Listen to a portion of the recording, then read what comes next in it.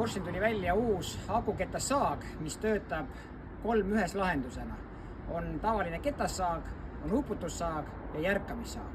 Ja ma näitan, kuidas see töötab.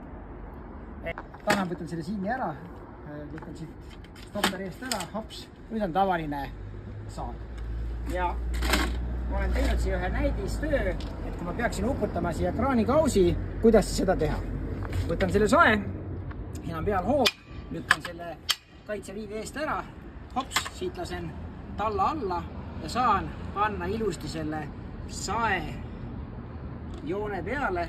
Ja mis tähendab uputamine ongi see, et nüüd kui panen sae käima, siis ta vajub ülevalt alla ja teeb selle lõike nagu uputussaag.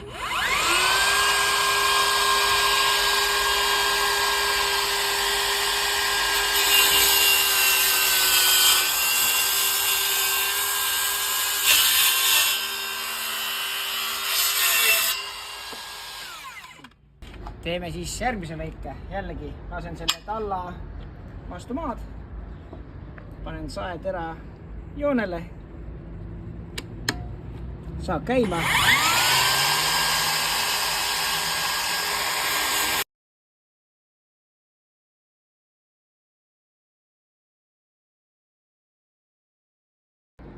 Nii, ja see siis tähendab uputussaagimist, et ma uputan materjali sisse.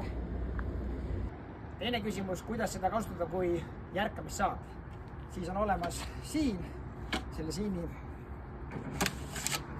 peal on tal siis mõõdud, kui palju sa kraadi tahad panna, keerad siit alt lahti ja paned sobiva mõõdustiku peale. 0 kraad lõikab 90 kraadi nii-öelda risti läbi, paneme 45 kraadi, mis on ehituses populaarne mõõt.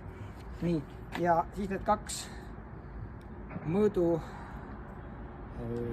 kruvi näitavad ära, et materjali suhtes, kuidas siis 45 kraadi saada. Nii, ja panen ta siia peale, nüüd ta moodustab selle materjali suhtes 45 kraadi. Et saak käib siia siini peale, paned siit ühe serva, paned siia ääre alla ja siis hops, on ta nüüd siin küljes. Ja kuna enne panime 45 kraadi peale, siis võtan materjali siia peale ja nüüd kui hakkan lõikama, saime 45 kraadise lõike. Ja kolmas funktsioon siis tavaline ketassaag. Siin ei ole midagi, mis see nüüd on. 3-1 lahendus. Kui tahad rohkem teada proovida, siis tule meile. Varustaja 24 ootab.